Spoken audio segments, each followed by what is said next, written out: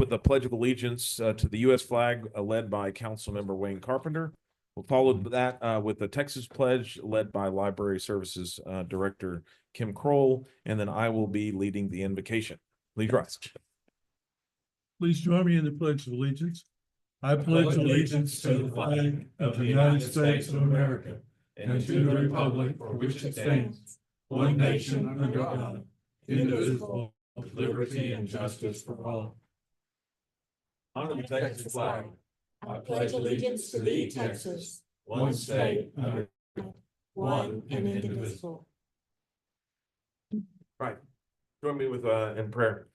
Dear Lord, we just thank you for this new year. Thank you for the opportunity to come and gather together and consider the city's business. And as we think about this great nation and the peaceful exchange of power from one party to another, from one individual to another, from one group to another, we're reminded in the death of Jimmy Carter about how the influence of individuals that arise to that office, but usually start at very humble beginnings. And we just thank you for allowing us to be part of this process, to be amazed that with all of the discord and the infighting that we see many times, that many of the ex-presidents can sit together and laugh and enjoy time together. And I just pray that we will be a community that stands together and continues to support each other in times of crisis. We definitely want to lift up our neighbors to the west in California and all the first responders that have been having to fight those fires. And we just pray for all those that are things and maybe never to be recovered. And again,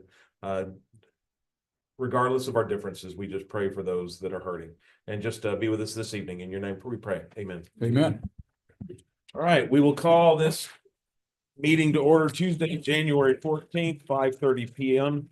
Item 2 on the list is public comments. Citizens who wish to address the council on any item on the agenda is welcome to do so. I don't have a list of anyone that signed up. If anyone wishes to speak, they can. All right. There being no public comments, we will move on to item number 3. Item number 3 is recognition of the City Central Texas Council of Governments and its partnership with the City of Belton. Mr. Lissy. Thank you, members of the council. If I could ask Jim to come up for a second, just to make a few comments. Appreciate that very much. I'd like to welcome Jim Reed, the Executive Director of the Central Texas Council of Governments, to the council meeting this evening. We're here tonight to highlight a very important partnership between the City of Belton and CITCOG. 20 years ago, in 2005, Belton City Council, Belton Public Property Finance Corporation, chaired by Bill Holmes, and the CITCOG by Jim Reed, worked together to secure a permanent home for the COG in Belton in the Oak Village Shopping Center, the former Walmart. Remember that meeting with Bill in the Walmart, Jim and I, all three of us trying to figure out what we were going to do and trying to find a home for them. And it all worked out. Located in Bell County, one of 7 counties comprising the region's area, CITCOG serves cities, counties, and special districts, providing a variety of public services. These include planning, housing, transportation, workforce, GIS mapping, 911 addressing, as well as hosting innumerable training and public meetings. Just a few examples of the direct benefits and services provided to Belton over the years include mapping impervious areas leading to Belton's initial storm drainage plan, evaluation of applicants for the American Rescue Plan Act business grants, continuous planning for future needs for streets, sidewalks, trails, and transit, and the associated funding provided through KTEMPO. Administering innumerable grants, federal EDA grants, agriculture, CDBG grants, among others. The COG purchased this building in 2005 with a 20-year LIBOR-based loan from PNC Bank that matured in September of 2026. In March of 2023, CITCOG asked the city for some assistance as LIBOR-based loans were being phased out in June of 2023. Our first question was, what is a LIBOR-based loan? And learned that it had something to do with London interbank loan rate in Belton, Texas, of course. So we had to figure out how to work through all that. Mike Rogers, director, put together an MOU to address the situation for the city to finance the remaining loan balance of $390,000. CITCOG has satisfied all the terms of the payoff and now owns this building 21 months earlier than it would have under the original loan. And certainly they paid off our loan earlier than required as well. If the fire department would allow us, we'd have a mortgage burning But simply put, we just want to congratulate the Sitcog board, Jim Reed, Michael Irvin, and we want to commend the partnership which anchored Sitcog in Belton. Congratulations. Thank you very much. I remember that meeting 20 years ago. I think you were 31 and I was 21 at the time.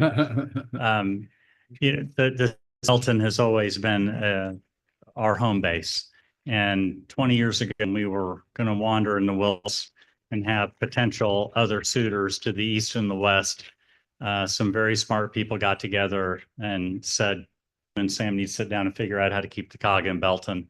And it's been our pleasure to keep our 68 Belton-based employees here and to have them work and play and support the amazing growth the city of Belton has had. So I congratulate you on everything great that's happening in Belton. It's our pleasure to be a partner of yours, and it's our pleasure to be a big part of Belton. And we've been here 55 years, and I hope to be here a lot longer than I will be as the cog. So thank you for everything. Thank you for having faith in us.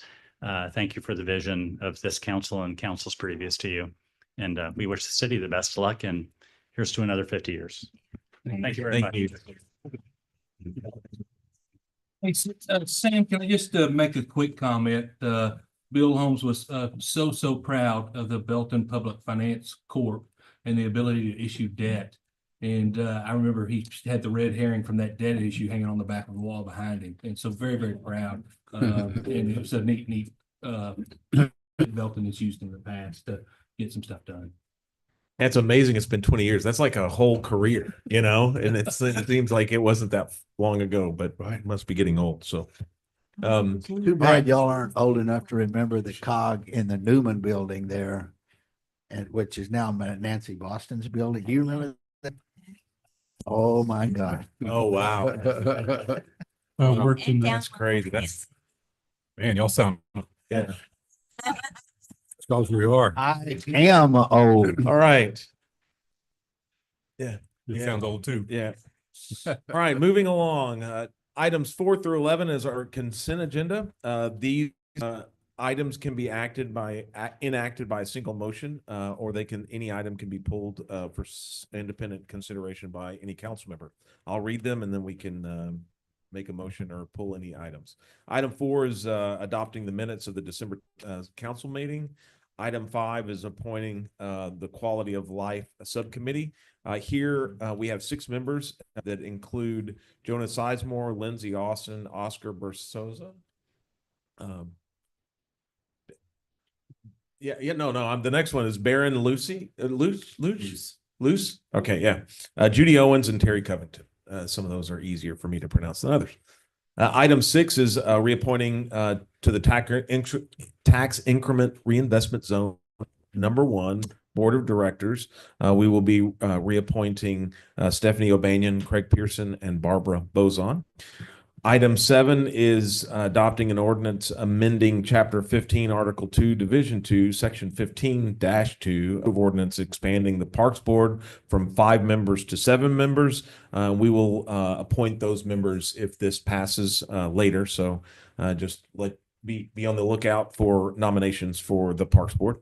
Item 8 is adopting a resolution declaring that the updated January 1st, 2025 population estimate for the city of Belton is 27,136. Item 9 is adopting an ordinance prescribing the classifications for police officer and firefighter positions and the number of positions in each classification. Item 10 is awarding contracts for mowing services. And item 11 is authorizing an extension to the BEDC development agreement with BCS Leasing LLC and Texcrete Ready Mix through December 31st, 2025. We can approve these or we can pull any items. Mayor, if you wouldn't like to pull item number 10, consider awarding the contract for mowing services. All right, we'll pull item 10. Any other items to pull? I recommend we approve items 4 through 9 and 11 as presented. Second. All right, we have a motion and a second to approve items 4 through 11 sans 10. All in favor, say aye. Aye. Those opposed? All right, passes unanimously. Item 10, Mr. Grant. And really, I've read through it. I've looked at the bids. I've seen what's awarded. I think the city did a good job in awarding the lowest bid and within each category. I just, since I'm serving Belton Economic Development Corp., I realize how many times a dollar turns over in a community. And when I start to see, Pflugerville or, Georgetown or other, competitors, coming into our area, to maybe throw out a low bid or try to garner some work. I just hope, I don't know that there is a way possible, but I hope we would be sensitive to look at, local operators who can provide those services first. And I've mentioned this to Matt in the past regarding, engineering and other items that we put out for bid. As much as we can, I would just like to try to keep those dollars at home. And no action needed. I appreciate the bid process. I just wanted to make that comment. So with that, I would actually, unless there's any other No, conversation. you can go ahead and make the motion. Yeah, I'd go ahead and move, we approve the bids for, mowing service. Second. If there is a way in the future to. Yep. We have a motion, and a second to award the contracts as presented by staff. I will just make the comment. I don't know how many local mom and pop lawn mowing services. I realize we like to probably go with larger vendors because just this and all that stuff and not having to kind of babysit. But I don't know if we go directly and do a request for proposal for all locals. But I think to alleviate some of John's concerns, as long as we're going for requests for proposals so because some of these places may not know we're out there looking for it. And I think if we could just be proactive, that would be a benefit, I think. Discussion on this item. All right, all in favor for awarding the contracts as say aye. Aye. Those opposed? Passes unanimously. Thank you. All right. I'm just glad we have enough rain to mow. All right, item 12 is hold a public hearing and consider a zone change from retail to retail with an SUP for packaged liquor store on approximately 0.548 acres located at 2502 FM 439 for the Nomads Convenience Store. And thank you, Mr. Mayor. Good evening, everyone. For this application, this will be to convert an existing convenience store to a package store. This area was constructed back in 1975 and annexed into the city in 78. It was recently rezoned to retail in July of last to allow for the current use of the property.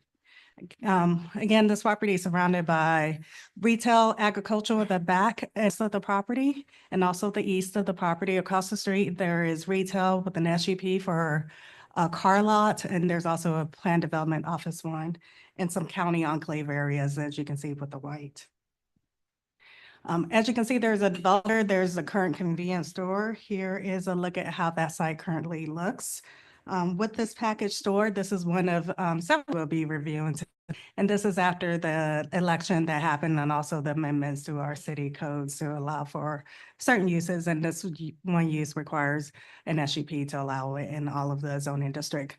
With this, again, there's a convenience store there, so they're allowed to off-premise consumption of alcoholic beverage. However, with the package store, a majority of the inventory will be for concealed container for off-premise consumption. So that's the difference between the convenience store and the package store. With that, this property is bordered again by mostly residential. The properties that are commercial are not developed at the moment. And of course, the applicant also owns the mobile home park to the east of the property. The current zoning, again, allows for the existing convenience store. The proposed hours falls in line with the state requirements for them to open at 10 and close at 9 p.m. Stores are closed on Sundays, so that is typical for business activities. For the reasonableness of the use, our section 1116 sales of beverage in certain areas requires that there be a 300-foot separation between places that sell alcoholic beverage and churches, public school, and public hospitals. There are no such facilities area. For mitigation of impact, the property currently does not have any striped parking. So staff has recommended that the parking be striped to accommodate for the required parking spaces, which is 10 parking spaces, so that be delineated. There is some areas that are limited, especially where the gas station pumps are. So the applicant is aware of this requirement. For the future land use map, this area is residential on our maps.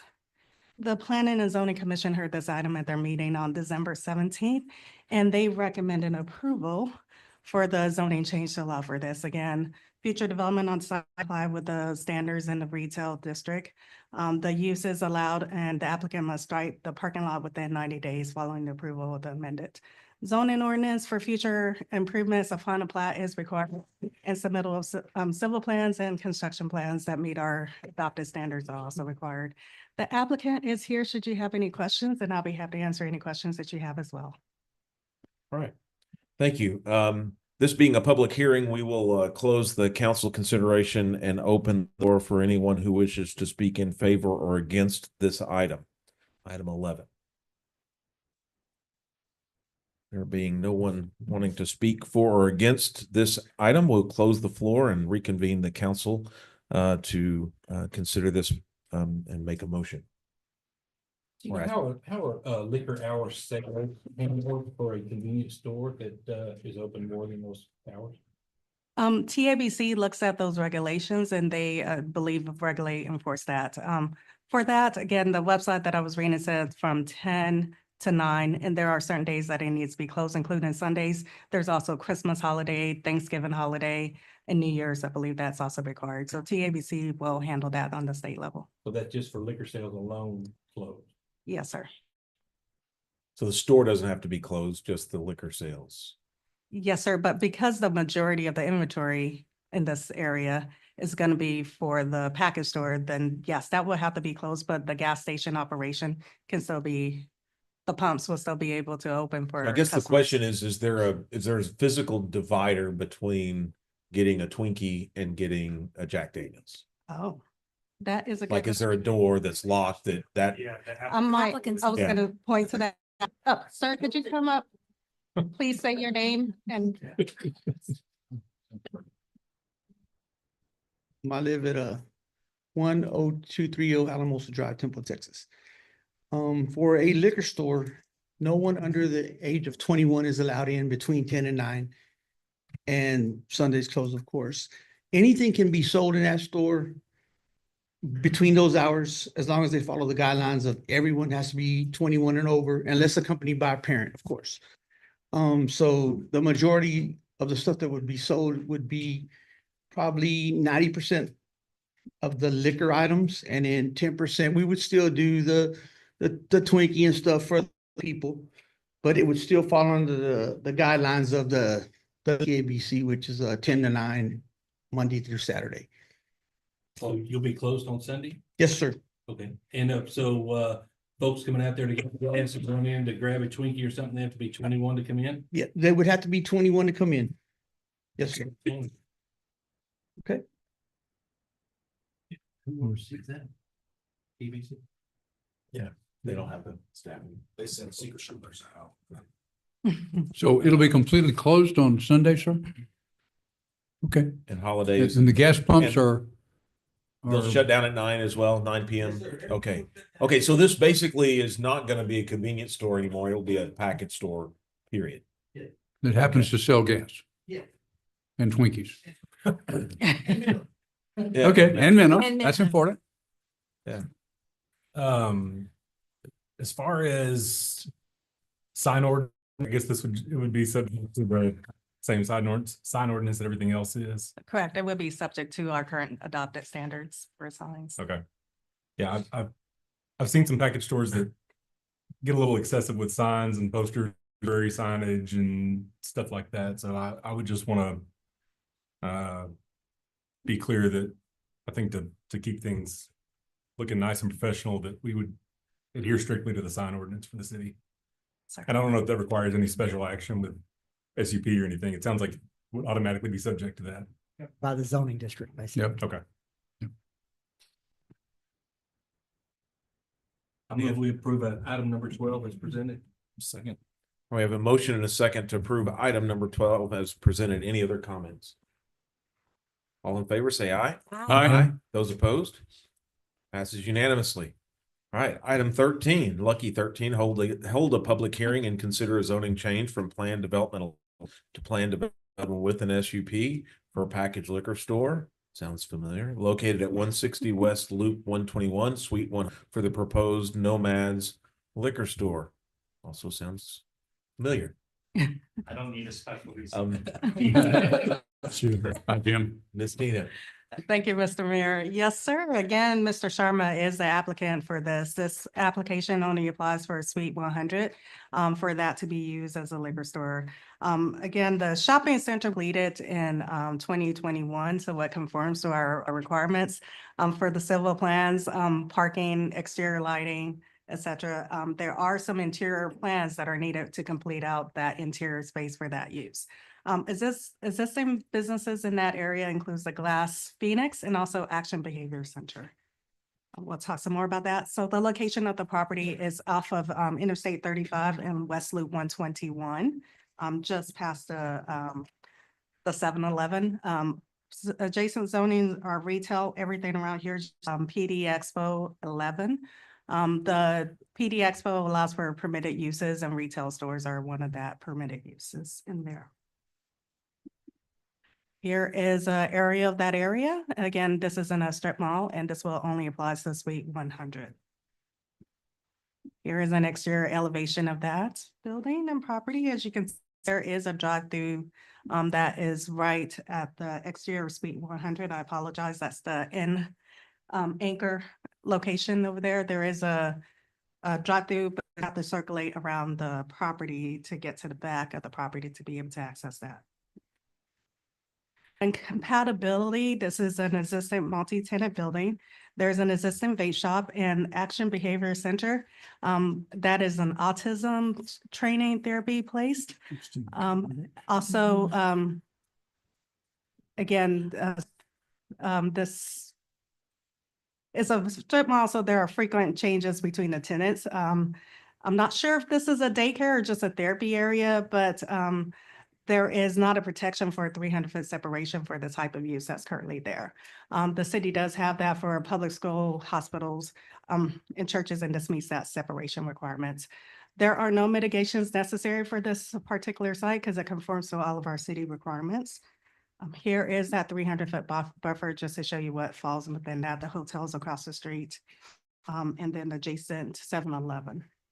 For the future land use map falls into the commercial center, commercial corridor, so it's an appropriate use. The Planning and Zoning Commission heard this item at their meeting on the 17th and recommended approval with a vote of 5-2. The development of the site must conform with the Planned Development 11 district, and civil plans and building plans are needed for the, again, improvements that they plan on doing in the future and also for the interior improvements. The applicant is here. Should you have additional questions for him, but I'll be happy to answer any questions that you guys have. All right, thank you. In the same way, we will be having a public hearing, so we will close our discussion and open the floor for public hearing if anyone wishes to speak in favor or against this item. All right, there being no public comments, we'll close the floor and reconvene council. Questions, comments, or? Seems there was a little discussion or maybe some confusion. Is there a playground or an outdoor area for the autistic center? Yes, sir, there Point is. that out. It's in the parking lot.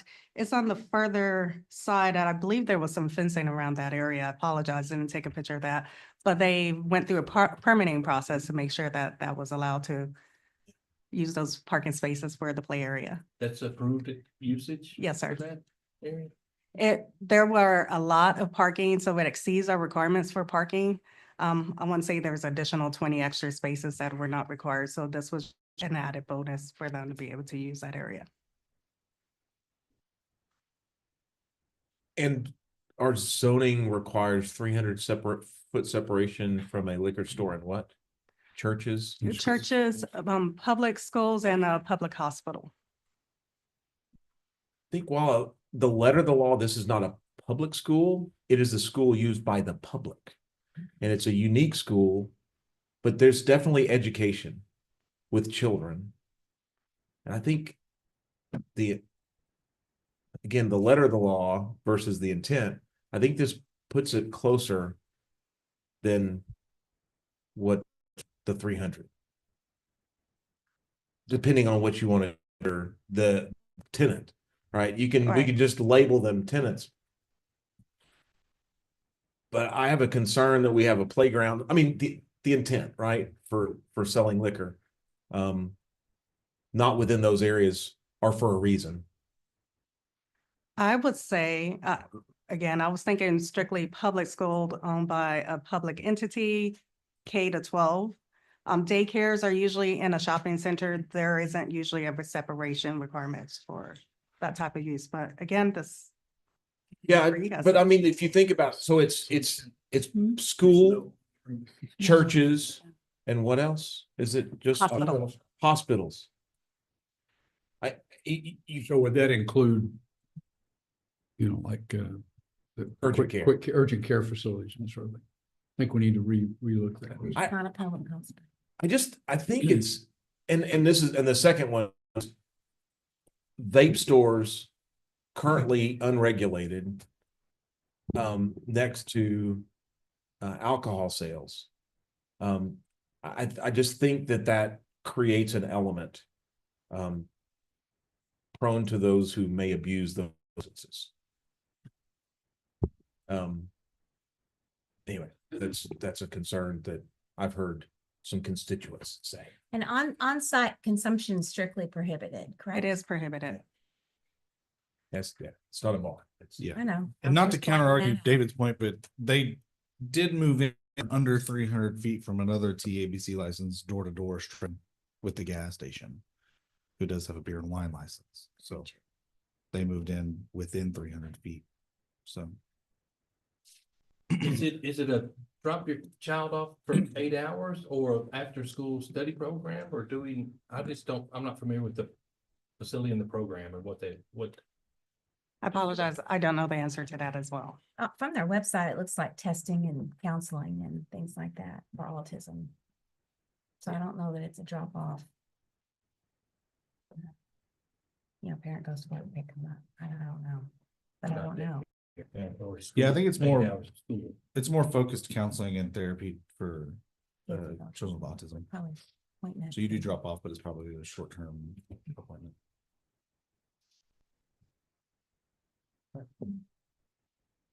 Any other discussion or comments or motion?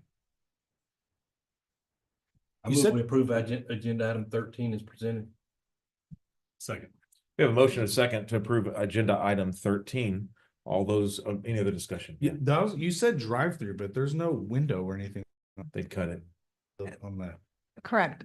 This is a empty shell when they built Got it, it. so Okay. there wasn't any interior renovations, but yes, that opportunity is available. Any other comments? All in favor, say aye. Aye. Those opposed? No, No. So passes 5-2. Similar to the P and Z. All right, item 14. Hold a public hearing and consider a zoning change from retail to retail with an SUP for a packaged liquor store on approximately 0.66 acres located at 608 East Central Avenue for the Valero Convenience Store multi-tenant building.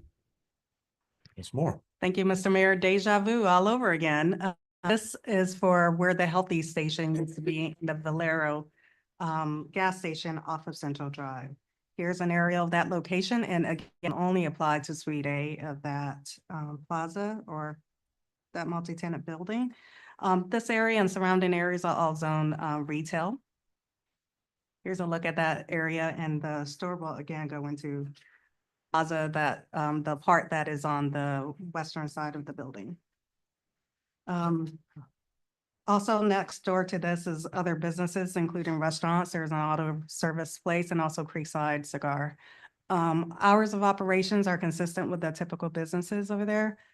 There was a previous drive-through area, but that has been closed and the applicant does not plan on opening that or using that. The nearest school to this is the Beltec High School, and I'm sorry, Belton New Tech High School, and that's over 700 feet from that, so it doesn't really meet the requirements for that separation. There no impacts. There's adequate parking, lighting, screening is not needed for this property. Actually, the future land use map shows this as a commercial retail corridor. The Planning and Zoning Commission recommended approval with a vote of 6-1 to recommend this to you guys. And again, the development must conform with the retail standards and future improvements must comply with all city ordinances. I'll be happy to answer any questions. I don't believe the applicant is here. Should you have any questions for him? All right, again, this also having a public hearing will close the council deliberations, open the floor to see if anyone else would like to speak on this same type of item. Nobody rushed forward before. No one's rushing forward now. All right, no public comments on item 4. We'll close the floor, reconvene the council if you have any questions or comments on item 14 or a motion. I've got one comment, one question. The question is that building through the different phases has had doors or no doors. And so that left side, I think, is open to the center. I don't think that there's where the alcohol sales used to. It was all one open area. So is it divided? I thought it was divided. They made some tenant improvements in that So they one. made view. improvements so you can enter the left suite and not walk Through the bypass others. to the other one. Okay, Yes, sir. so their open and close would not impact the operation of the Yeah. station. No, sir. Okay, I just wanted to make sure that. Okay. And the other comment I have, same thing as last vape shop. I just think, coming in, get gas, they get it, and it just promotes, I don't know. Maybe it's my 1980s, used to be dry Belton that comes out on that kind of question, As you're aware, the legislature has precluded any prohibition zoning regulations against vape shops. So we have no opportunity there. That may change in this session. We're hopeful perhaps to give us some more regulation. Yeah. I just hope that we can have Also some against level. payday loans, right? And title loans. I just think that there's certain businesses like payday loans. They're just certain things that may have an appropriate place, and some places not as appropriate. So Like inside our city limits. there are those. Well, again, this is just the first couple of applications. Maybe Yeah. we can look at future amendments that maybe you guys want Yeah. a separation requirement in the future. Maybe those are stuff that we should probably discuss in the future, but Because so far the first 3 all appear to be drive-through liquor stores instead of I don't know, more of a package store that you can go Christmas shopping and buy some. actually only the one off of Loop 121 has that drive-through. The others don't have drive-throughs, I believe. Like you said, this one had that opportunity, and if they opportunity. but they chose not to. They chose not to. I'm drive-throughs and come in, get gas. Not many liquor stores in Bell County do come in and get gas and go get. Understand. We're 2 out of 3. You can, I'm not, Additional fuel for your- I'm not advocating anything, but you could address those issues with. Yeah, I think with we your need. action. And the other thing is, in your package, you'll see a drawing of suit A, suit B, suit C. If you're concerned about the mini mart being able to access the liquor store, you could specifically say that it has to be a division between suit A and suit B. Yeah. And zoning applies to suit A, Okay, if you have any desire to do that. okay. And I believe ABC also has those similar type of requirements, but I don't want to speak for them. But again, the zoning change that we have does apply only to that suite A. That's why the map only shows that little area. I move we approve agenda item number 14 with also the note that separation of suite A and at the diagram. Sweet, Mhm. 100, yeah. And The 2 suites must there must be a wall and separate, no dual doors. I'd also like for us to address or review the drive-through liquor store policy or activity availability. It's better to park and have to walk in and walk out than just Yeah. drive through in the car, personally. Agree, but you can drive through a taqueria and take a margarita to go. Mhm. So It's a little worse than a I think we package have some store work when to you look do at to it make that sure we way. stay consistent. Yeah. Yeah, I agree. Yeah, we So need I to- don't think we ought to It's try. all new for Yeah. staff, for our citizens, for the Right. council. It's gonna take a while for us to understand. It's gonna be a little bit Wild West. But we do have a motion currently standing that we approve item 14 Second. with a separation of, in a second, approve item 14 with separation between the two suites. John, your comments about the drive-through are not part of your motion. Yeah. Okay. Then just a stand comment. Any other comments? Or with the drive-through, I think that's something we should, and I think just overall be consistent, and really think about what's education, I think, because those are pretty broad. And we know that TASB, TASB, it's been a long day, sorry. TABC. So TABC regulates it, but they don't have any staff to enforce it. They really just, they don't. And so we have to help them out by making it as easy as possible to obtain. It's what that is, black and white. There are municipalities that do specifically prohibit drive-through sales. So. I would see and recommend local residents or businesses who are in the range of that upcoming zoning change, liquor store approval. Please speak up if you're concerned about it. Did we send notices out for these things? For Okay. property owners within 200 feet, we did not get any letters back or opposition. So, okay, in the discussion portion, so when it comes to something like this, typically we just go 200 feet. Should something like this be broader? Because the people that 300. utilize the service are not the ones that live next to it. Typically, it's people that, you know, and so citizens in River Place may have an opinion on what happens on Central because it's kind of a public. Right, so we've talked about that. There is a state statute that says that if there are so many oppositions within that 200 feet, then that requires a majority vote. Inviting others, that's going to be harder to calculate which one is actually within that 200 versus which one is outside. So. Well, I think for council is ultimately we want to do the will of the people because they're the ones who voted for this. And so getting their input before the fact and seeing their ire after the fact is preferable. And I don't know that there's an answer. This is just the first time we've ever dealt with this. So Do we not have to, are we not posting signs in the, at the Signs facility? that and the also zoning public change? notice in the newspaper. We're still doing that. So the And- public hearing for council, for P and Z and for council is published in the newspaper. That's the public notification. should we do something on, newspapers are not ready. Should we do things like on our Facebook page to let people know that these That's a- things are happening? That's a policy decision. Again, we have to figure out what we're going to do and be consistent. No, You to know, Stephanie's sure, point, very we good have to be point. consistent. Very good point.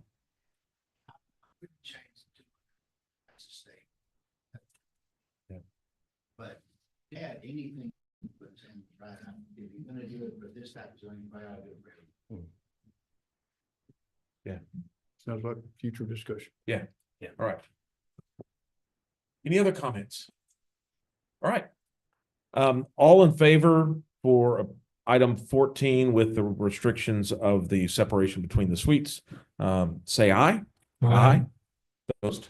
No, All right, this one passed 6-1. Also like planning and zoning. How about that? Item 15, consider amendments to the downtown facade improvement program.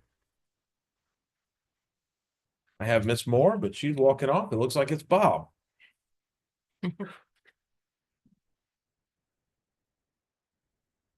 Hopefully you're not too disappointed. No, but I'll do my We want best. you to say it publicly. Yeah, okay. I appreciate it. Thank you. been a long day. That's what I talked to us. Yeah, that's what I talked to me afterwards. Very good. Anyway, thank you. Or should I say, anyway, thank you. So the purpose of this item is to discuss, as you know, the proposed FIG amendments. Just a quick review of the history. The Beautification Committee recommended expanding the FIG program back in 22 or 23, and then included increasing the basic budget from 20 to 25, excuse me, from 10 to 25. And they also recommended expanding the geography included in the area. We'll talk about all these other kind of things shortly. Ultimately, The maximum FIG amount that we're proposing this evening will go up to $45,000 per project, with the standard minimum match of 50%. And the geography proposed is the uptown and central downtown zones, not the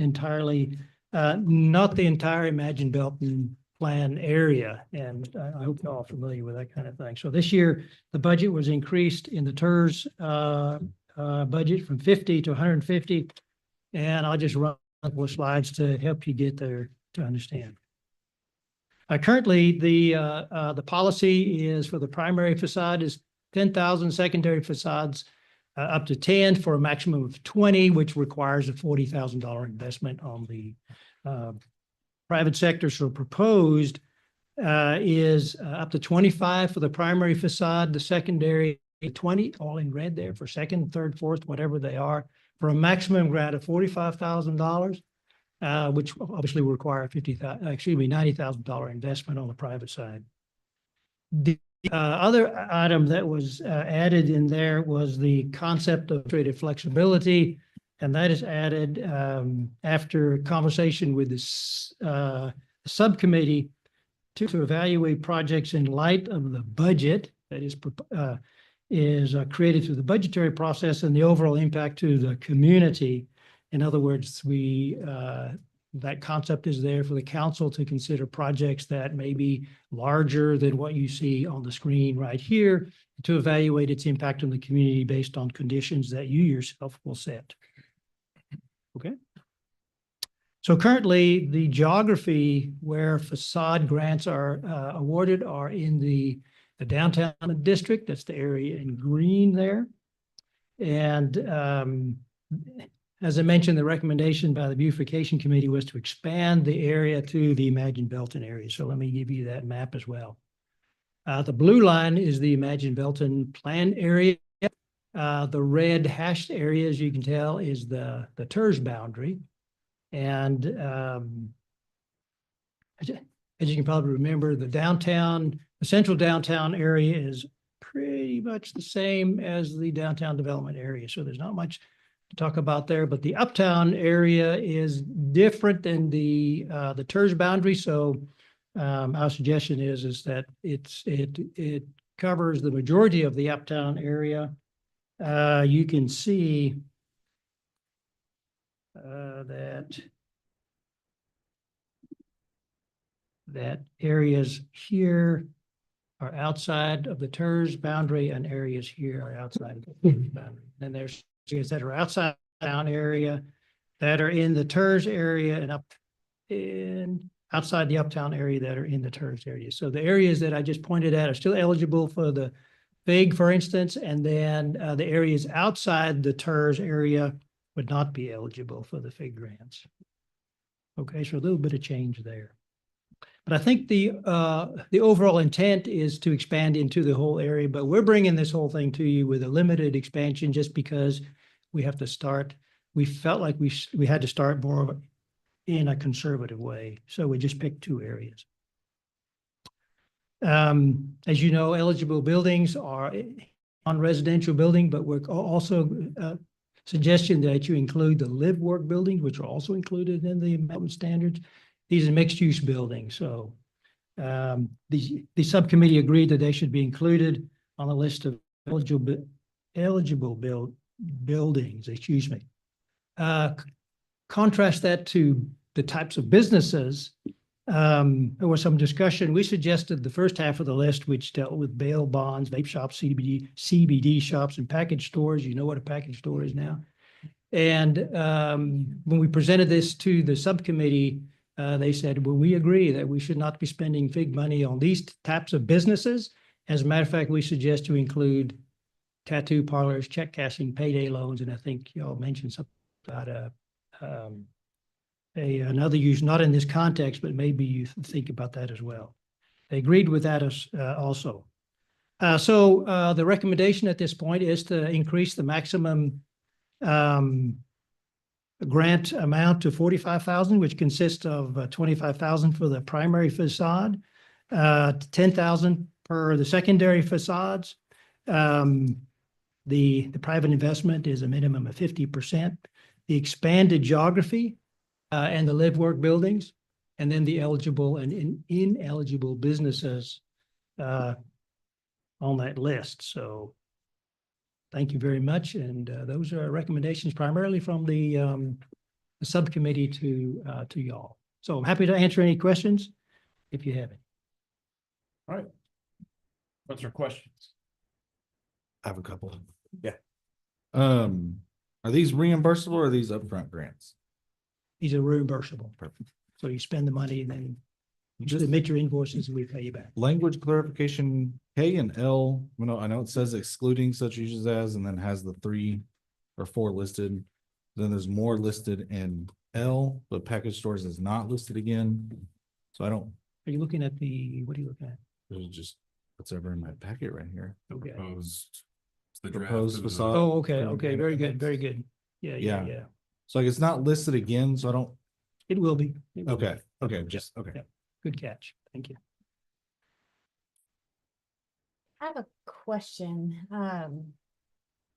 On the types of businesses that are allowed for the facade improvement grants, is that a subjective kind of decision that was made within the beautification committee? What kind of criteria went around making those decisions? I think it was largely subjective. And in fact, I think it was, yeah, it was largely subjective. Do y'all think otherwise? No, I think that's pretty much it. Okay, Clarify your question. maybe. I'm just, I'm always one to be a little concerned about, us picking and being picky and choosing and Mhm. making a decision for one that we might not make for another when maybe those Mhm. are subjective on our own part. So I'm just was asking really for myself so that, when we tell someone no, what is this? Personal opinion or was what we into that yeah, I'm not disagreeing at all. I mean, I'm not disagreeing. I'm just asking. What was that? Not supporting those type businesses downtown. No, I get that, but I think we better be prepared to say why. And, one business may come in that may not be a problem to some of us, but it might be a problem to someone else. You get into some really gray water. So I was just asking, discussion went into some of these. I mean, I agree with all of those on there, but, Yeah. but I think you can open yourself up to some You can. challenges. Again, it's the consistency question that we Right. talked about earlier. Wayne was the chairman of the group. I'll punt it back to him after a second, but first, I think just a matter of desirability of uses, limited dollars. We have increased the dollars from 50 to $150,000. Those public funds for improvements of the facades in the downtown area have been very successful, as you know. Yes. Whether we want to spend money on these kinds of uses is just a question. It's a judgment call for the community of how far to go. I don't know that there's been any request that's come forward yet that we have recommended disapproval of or not funding. Want us to be ready. But certainly with prepared this expansion, with the good with the why. expansion of the We dollars don't like. and in the expansion of the boundary, perhaps some qualifications on what's eligible. I think, again, I just want us to be prepared with the why and not that we just don't like them. Great input from the Economic Development Subcommittee that have met and reviewed this, and I think the dollar amounts are significant, very enticing. Multiple businesses are downtown or on corners or have not just one facade, but front, side, and the back. And Yeah. so expanding that, I think, is can be very beneficial to some spark some revitalization downtown, and the city with a little bit of a catalyst or opportunity to help those owners improve those buildings. Yeah, I think it's a great program and I've seen it improve many areas in town. So I'm really excited about that. But as we also grow and change and tonight looking at new businesses that we're considering, I think it's just always good to be active and thinking about why we do what we do is all.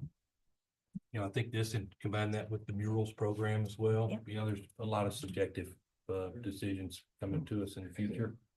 But I think we vow to keep the integrity of downtown and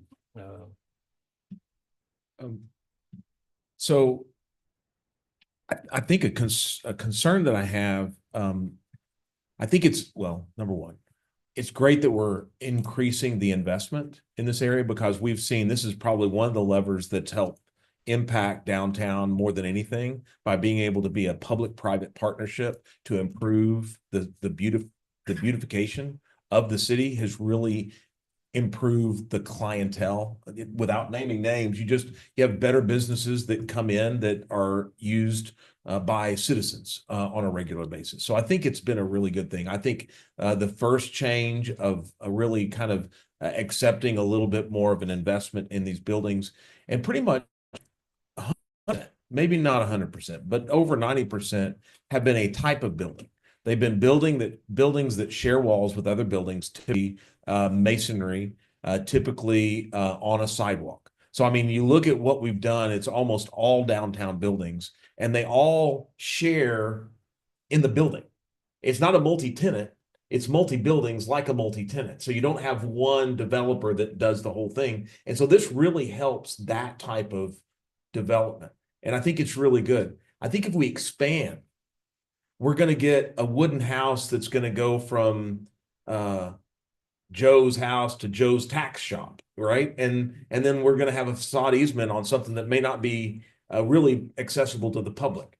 And it's helping Joe run his business out of the back that he normally did. And I think increasing the values and increasing the boundaries without any really, we're not telling them what type of buildings we will do facade easements on and which ones we won't. We're saying the type of business you could live, right? Live, work building, right? Well, that's any building in town. So I'm concerned about expanding the dollars and the boundaries at the same time.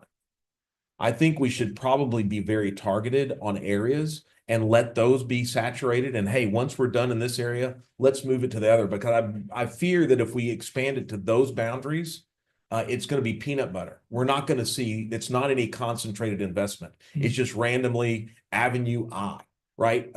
8 streets away from Main Street, and nobody ever sees it. Where downtown, people see it all the time.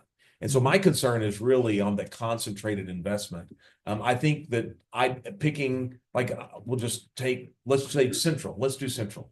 Well, if Sonic wants it to upgrade the Sonic store into another Sonic store, and we're going to help pay for Sonic to upgrade their store, that's really not the intent, because it's still going to look like a Sonic store, or restaurant. I think that there's some things that we probably need to think about the types of buildings instead of the types of uses, because that way it's a little more just. Because all it takes is a creative person to say, I'm going to create an LLC. It's going to be Building A LLC. I'm going to apply for a facade easement grant. I'm going to do it all. And then I'm going to lease it to Vape LLC, and we're going to put a vape shop. Well, they're not the one who got the vape, but it's the same people. Yeah. And so I think that we create restrictions which create loopholes which we bypass. And so I think we should really think about the type of structures we want to improve on with public dollars. And public buildings downtown, I think, definitely fit the bill. When we start going outside of that, I think it may be not the best use of public dollars, just to be random building in a circle, Bigger plan. Yeah, South Main, 6th Avenue, Central, Downtown District. I think those are the kind of areas, and these are just one council member's opinion. But I think it's definitely the right direction. Expand it. It's been good. Let's expand it. I don't know that. I must have blacked out during the expansion of that. I just don't recall that. But I do recall a lot of the discussion about the improvements going with the building, being a long-term investment, a lot of approval and oversight involved with that. And so I think it's worked out very, very well downtown. It's been a tremendous spark. We have had comments from business owners, not in the exact downtown, that everything is going to that area. We still have the opportunity to approve it if somebody further out that fits within that zone. Yeah, maybe we get maybe it's not an amendment, maybe it's just guidelines that we can work on to help, pinpoint those because we don't want to appear to be discriminatory for just Right. subjective reasons, but kind of more. Certainly with some discussion about whether this should apply for residential, like a single family home, a duplex, a something, I think. as opposed That's to what the purpose. typical business, basically. The idea that much of the downtown area, we're kind of moving beyond that. A lot of the downtown businesses are filled up. And so to provide the opportunity to a little bit expanded area. The current boundary, I'll go back to the current boundary is, it barely touches Second Avenue. Right. Doesn't go to Sixth at all. And so again, imagine Belton was kind of encouraging to push some of those improvements a little bit farther out, but clearly there was going to be some residential. And so that question, I don't think has been really addressed yet, whether new residential construction or have of residential ought to be eligible for the facade grants. Again, the intent was businesses in the downtown area that share a common facade, right? And so these are all connected. And we're not done there. I mean, there's still work to be done. I think when we start expanding outside of that, I think it's more of a business investment grant than it really is a facade easement. Because most of these businesses are not going to have a facade. It's going to be Napa parts, right? And it's the whole building. And I think we morph into something different. And so I don't know the answers. I think those are some good questions, and I've got a couple other questions. One, to kind of follow up on that, can we add a condition to a facade improvement grant that for a property 123 North Main Street, if you get a facade improvement grant, then you've got to voluntarily deed restrict your property from operating as a vape shop, CBD, package store, or whatever. That way we don't have LLCA leased to LLCB. That sounds logical to me. I don't know about the legal parameters, but. Or at least for a certain number of years. Yeah. Discretionary funding.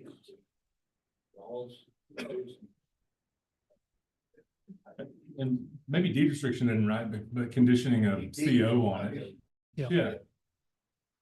A CO for 10 years or something.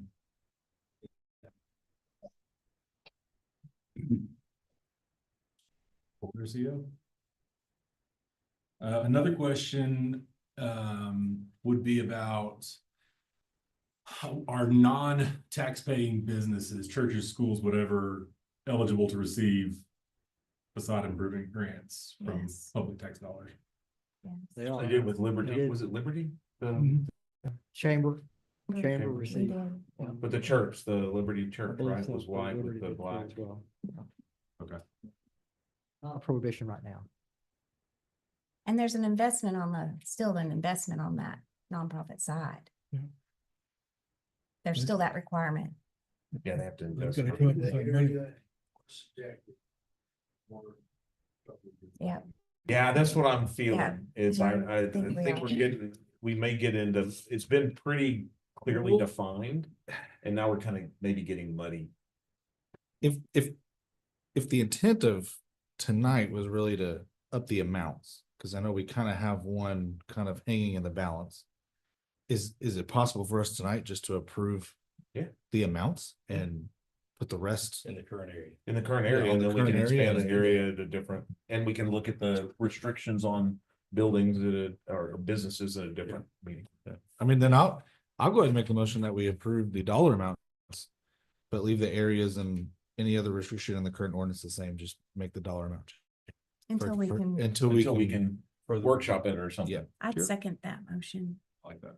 Right, we have a motion and a second to amend the downtown facade easement grant to include the language regarding to the amounts and the investments increase. But to not address the expanded geography or ineligible businesses at this time. That's the motion and a second. Any other comments or questions? I would just say I like that because it'll allow us to engage with the process to ensure that whatever we do is most efficient and the right thing right up front. And I think that's being proactive versus reactive. And unintended consequences of something when we're not completely sure. Some questions. And maybe this allows some of those businesses downtown that haven't finished to maybe if they kind of get one before somebody else snags the allotted, that's not in it. Well, the downtown area is also in an opportunity zone. Yeah. So you get the Right. opportunity So zone it's a in good this, thing. that it encourages investment in that area. It's a big, We'll try to track interest outside the current. I think it's area, fair, because and then we'll we may want to bring just that back open to it up for application, not by, but by application outside of this area. Well, that's at a future meeting, maybe. good. So no limitation on the uses. No expanded boundary, just the. My motion was And a to dollar amount. just change the dollar amounts and the added. Yeah, facades. items 1 through 5, I think were the Yeah, ones. 5 is current, so I mean, yeah, 1 through 5. Right. Motion and second. Any other comments, questions? All in favor, say aye. Aye. Those opposed? Passes unanimously. Thank you, guys, and also the committees and commissions for doing all the work that they've done to get us there. We're moving in that direction, so it's one step forward. Last item, item 16, hold a public hearing and consider adopting an ordinance amending the Belton zoning ordinance related to the proposed Imagine Belton standards. Mr. Van Til. Very much. So as you mentioned, this item is on the agenda to a public hearing on the standards and to consider approving them as well. So as you know, the standards were recommended in the Imagine Belton plan back in 22. The standards are intended to help implement the vision of the plan. I don't see Travis here this evening. Is Travis here? Okay, he said he would be here, but anyway. As a result of the plan, we hired Covey. And as you know, Travis is one of the key players. Anyway, they were very critical in, I just want to say that they were a critical partner in creating the standards. So anyway, the plan created a new vision for this area in the downtown area. And it created several goals, but especially a guide for the investment in the core of the Belton community and the creation of the development standards to implement the plan. It's a very important part of it. So as you can see, the geography is identified there on the map. I won't do that. You're probably very familiar with it right now. The vision is a fundamental shift in how Belton perceives the future of the plan area. It's a distinct paradigm shift from what we experience now is a suburban, low-rise, low-density, and arguably less efficient land use to an urban, higher density, more walkable, probably more efficient land use.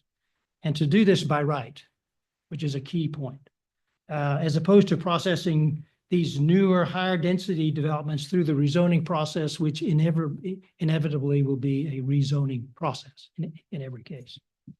So as we go through this presentation, I want to highlight 3 key or major elements to the standards. One is that we have 5 new zones, new housing types, which I know you've all seen about, and then we'll talk about the land use matrix. So the first key element is the creation of 5 new zones. The important part there is that the current zoning in this area, there's about 15 different kinds. We're reducing that down to 5. And so you can see on the map on the screen, you can see the neighborhood, which is the light yellow. The transition is the darker yellow. The Main Street area is the purple, the light purple. The uptown is the lighter purple. The central business area, which, you know, we've talked about the uptown and the downtown area here briefly. And so those are the 5 new zones that will take place if everything goes through. The other key element is the introduction of new housing types. Now, a lot of you are very familiar with some new words that we have in this area, most notably live, work, and neighborhood apartments, cottage lots, courtyard housing, and multiplex housing. So those are new housing types that'll be by right. The third key element is the land use matrix. This is, I'm sure, very familiar to you. You've seen this before in other zoning ordinances. The tool assigns land uses to various zones. So in this category, this is one of two. I've got the other half on the next slide just because I want you to be able to see it. After the review, so you can see on top, you can zoning districts or the neighborhood transition, Main Street, Uptown, Central, et cetera, et cetera. And then the uses are on the left side of the screen. And so you can see P is permitted, PC with permitted with conditions. These are articulated in itself. And then where it's blank, it's not permitted. And then you also see some red in some red Ps, some red SUPs, that kind of thing. Those are as a result of the discussions with the Planning Commission, and they wanted those things added in there. So those changes have been included in there. This is the second half of it. As you can see, one small change down there towards the bottom. They recommended SUPs. Actually, I believe that's a staff recommendation on auto sales in the Main Street area. So this is a key document that'll govern where things go. And it's in the beginning of the book, so you can tell this is the first thing you're going to have to stumble across as you go through the process. So that's the third key thing. I want to talk briefly about the public process. There were many, many opportunities. There's a lot of stuff on the slide, but it's really intended to be a visual graphic, so you can see that there's had a lot of conversations. Many of y'all have been part of those conversations. And we've gone through various presentations. We have open houses. We had public hearings with the Planning Commission. We had a workshop with the Planning Commission. I'll touch on that briefly. And the commissioner's recommendation in favor of the standards back in mid-December. Public comment period was open from the very beginning of the process through October, I believe it was. And so there's plenty of opportunities to provide input on the process. And in summary, I would say in terms of public input, we generally had very favorable comments. Went to the open houses. Maybe y'all experienced the same thing. This is a good idea. Can you tweak this? Can you do that? This is good. We appreciate the effort. We did have a negative comment from a gentleman who lived on Shine Street, and he knows about the public hearing. Invited him, encouraged him to come to the public hearing so y'all could hear his objections personally. But maybe he had something else to do. So the bottom line here is lots of public input. It wasn't just a one and done deal. We took a lot of time to make sure that people heard about this. And Matt even took the time to go to the Lions Club and tell them all about it. And which was a lot of fun. He suffered through it. He suffered through it. Since you can't scrape the chairs, you got to bang the plates some days. It was just interesting. They're struggling. Good. Anyway, so that's an example of trying to find every opportunity to make sure this stuff gets out in front of people, right? So the workshop on December 2nd to illustrate the impact, for lack of a better word, of the standard in some areas that they were discussing after the public hearing that they had on. We took information that illustrated the parking ratios, and we took, I believe, 7 or 8 development scenarios that we ran through. We just took some properties and said, well, what if this happened on these properties, and what would on these cases? And I believe that information is in your packet, and you haven't had the opportunity to look at that, I hope. So basically, the outcome of the workshop was, great. Thanks for helping us understand the impact of the standards. Kind of alleviated some of the concerns that they had coming into the public hearing, and going through their thinking process on the standards. It kind of boiled down to the ability, the last 2 bullet points on this slide, the ability to provide exceptions and variances. We've talked a lot about the flexibility of the standards. And so they wanted to, okay, what does that really mean? So we took an effort to clarify that. And so we also provided some clarity for administering the development types that appear not permitted in the matrix. Remember the blanks in the matrix, the land use matrix is not permitted. But the commission, or several members of the commission, said, we don't want that to just close the door, that it's done. We want to have some commitment that there's a way to welcome those things into the city if they're good for the town. So we did that. And so in your document, this is a summary of what we came up with. One of the issues that was that the questions about was the parking location. Remember, this is a fundamental shift in kind of a paradigm about how we view the development in the downtown area. So parking is anticipated to be behind the front building wall. Okay. And so the conversation was, well, how do we, how can we be flexible in that regard? So we said, okay, well, here's a suggestion for you. If less than 25% of that is not behind the building, the front building wall, then the staff could approve that variance. Skip down to the council level. If it's 25% or more, then it would have to go through a recommendation by the commission as well as approval by the city council. And so we also talked about that kind of thing in terms of modification to the density standards for new and unlisted uses, the use of blocks and subdivisions. So we have that division between the staff approval, which is much more restricted than what the council can do. And then the other alternative is the variance process, but we wanted to make sure that the council kind of stays in the driver's seat. So what the variances we didn't want to take it away from in terms of a policy issue. We wanted to be very, very specific in that. So we picked just greater than the 15%, less that is more on a staff level, greater than that specifically in lot width, depth, setback, height, and parking spaces, not where they're located, parking spaces. And that excludes things like signage and location of parking and landscaping and things like that. So we're very particular in this instance, what goes to the Zoning Board of Adjustment. As you know, their final say so. And we didn't want them inadvertently setting policy without the council being involved with that. So the reaction to what we had here, the ability to provide exceptions and variances, very acceptable to the commission. The clarity for administrating development types not permitted in the matrix.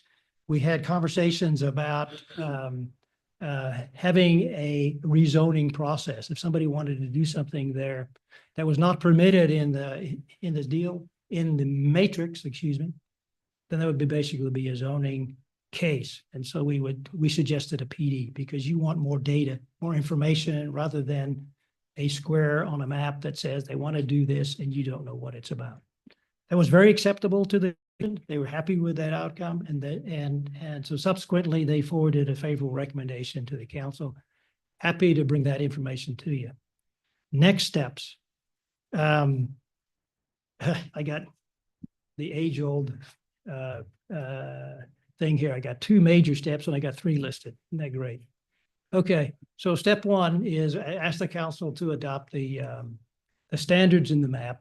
And as we've been talking about, step 2, I guess I'll call that step 2A. How about that? 2 major steps. Is the rezoning, the first rezoning would to take place down zone and then the downtown zone. That brings to start the conformity of the standards into the area. And then as 2025 progresses, after we've done the first 2, then we'll start with the other zones. We'll have this to go through. And so if you all agree with that and the standards, we go through the process there. Just to remember about the map, those are the 2 areas, the uptown zone and the central downtown zone. We've talked a lot about those, so the geography pretty familiar to you. So our recommendation, as I mentioned to you, the Planning and Zoning Commission recommended approval of the Imagine Belton standards. And so my recommendation this evening is let me step back and you can open the public hearing. And then after the public hearing, I recommend that you adopt the Imagine Belton standards. So thank you. Okay, so to be clear, back on those different zones, we're looking at the blue and the pink area to start with? Yes, sir. Those 2. And the hashed areas are not included? Those, well, they are in some cases, as you can see. Let me point that Well, out. I'm not clear. That's why I'm Okay, all right. Yeah, I just want to make sure we had all the hashed ones you see. So the hashed areas are historic districts. Okay. So they'll stay Okay, there. so around the dark red outline. So if it's hashed inside the dark red, it is included. If it's outside the dark red, it's not included this time. Yes, sir. Okay. Exactly. So again, the recommendation is to adopt the Imagine Belton standards for the entire area. What's shown here are the recommended steps to begin the rezoning process for Yes. two of the Okay. for the central downtown and the uptown area. We're not going to tackle all those at one time, but the Imagine Belton standards universally for the entire area outlined all the different colors on the map. So all the colors are adopted, but we're just doing the zoning changes on We'll those be two. coming back to you, Okay. sending notices Just to wanted all to the make sure. property owners for those two areas. Right. We do have a public hearing, based on the fact that it's the same public that's been here the whole time.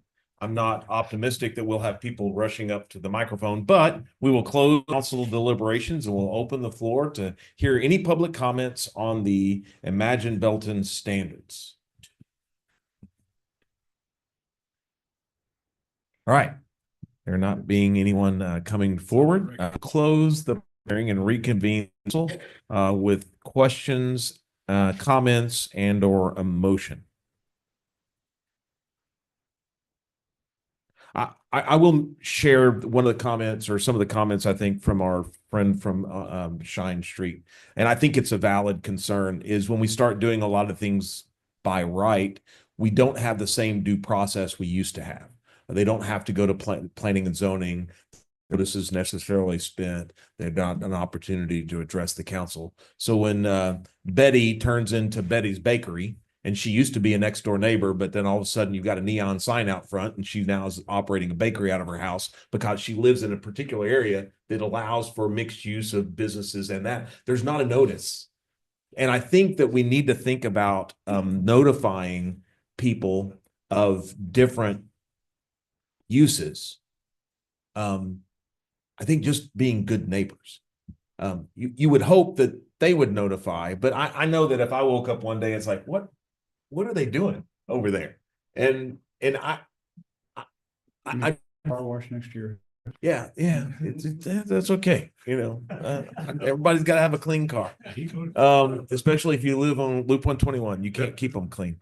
But I think that his concern there, now of course it was on a current zoning that people did get notifications and he wasn't within that area to be concerned about the multifamily when it was probably justified.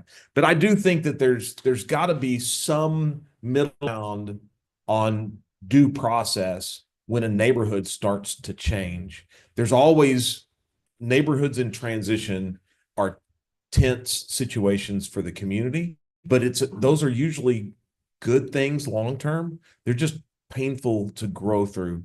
And I think that, I don't know. I don't have an answer again.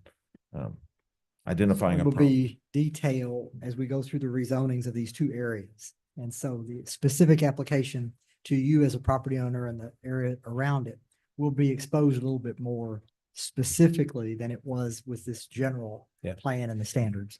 So I think there'll be that opportunity. And the flip side, it would also be nice to know that if you've got, I don't know, a large house that could be subdivided and now operate a bed and breakfast without having to change zoning, that I could start doing that. I didn't know I could do that. I think that somehow notifying people that these are the new rights in the district that you live, for those that don't read a newspaper or come to council meetings for comments. So I think that I think communication is going to be key in neighborhoods with transition. I would say, and I've always been on the train you're on, David, and Sam can tell you this, it's going to be very difficult for people, but the zoning has been changed by the passage of time. Yeah. That's what's really happened. And especially these first two districts. But there's going to be some people that, get things next door that are going to shock them, but it is what it is. Yeah. And the problem with,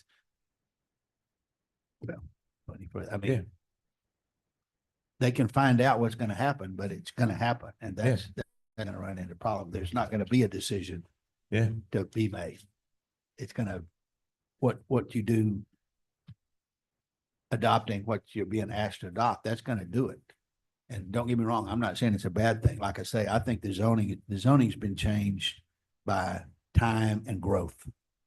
I just think about Rainy Street in Austin as it was a nice area, kind of like Hyde Park, and they had houses and it's nice. And then they all ended up turning into bars and restaurants. And then people hated it as they transitioned. But once they were bars and restaurants, people loved that area because it was really quaint. And you had these little houses, and now it's just high rises. I mean, it's the process of change that's hard. Yeah, and we just want to do it right. Well, and I think that there are some protections built into the plan in the, like in the neighborhood zones. Can't have a bakery. It's the residential, cottage, townhome. I think there were a few things, but it's got to be residential in nature. I think where you get to some of the questions that'll come up is in the transition zones, and some of that. And you know, maybe we need to look at exactly which properties are neighborhood versus transition. And I mean, if you want to have a closer look at that, I think that that's fine.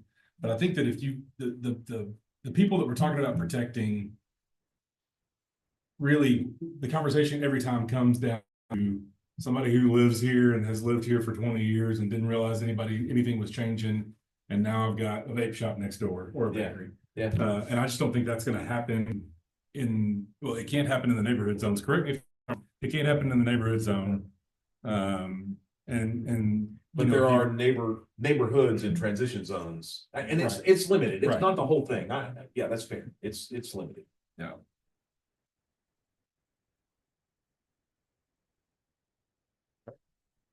Any other comments?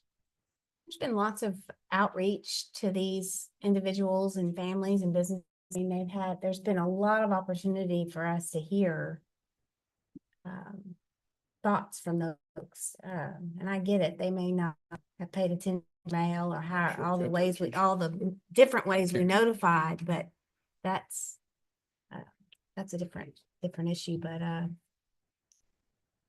mean, I think the city's done a great job in bringing forth a community-driven program and project to the community for even more back. You know, I think that the due diligence has been done. Yeah. Did we send postcards or letters or something? About 1,100, I believe, was the number. Or has been done To well. All the property owners and Every property. plus all the newspaper, we had a lot of newspaper coverage, and people don't read newspapers much, but to the extent we try to hit media sources. I know Paul did a lot of outreach as well. So again, Bob touched on the paradigm shift of trying to change, being flexible for change in existing neighborhoods. That will be an issue that we'll face as we go through this, and it'll just be a matter of trying to deal with it. Did it go too far? Did it not go far enough? And there'll be options to address that as time goes on. The reality is neighborhoods are changing, and we're just adopting a process to make it facilitate that. We're not making the changes. We're allowing those changes to happen organically. So no, I think it's a lot of discussion, a lot of work. Again, commend the staff and everyone who's been involved. Those here on council that have served on some of the subcommittees. I appreciate all that's been done. Absolutely. And Joe Shepherd and BEDC. who kind of Helped fund. started Yep, this. absolutely. Thank you, Cynthia. Yeah. Joe Shepherd brought the idea after he had seen what Covey had done down in Brazos County. And so that was the genesis of the idea. And I think staff has done a great job of forward, and I think it's really an exciting program. As John just said, you know, those things have changed over time without anything we've done. It's much like Lake Road, you know, 20 years ago, very much a residential area. And as the city's grown and expanded, that's changed, and downtown's changing and the uptown's changing. And I think this is a great program. I would make a motion that we adopt the program. Second. We have a motion and a second to adopt the ordinance amending the Belton zoning ordinance related to the proposed imagined Belton standards. Any other comments before we vote? First, say aye. Aye. Those opposed? Passes unanimously. We are adjourned. Thank you. 6:54. Good luck, Mayor.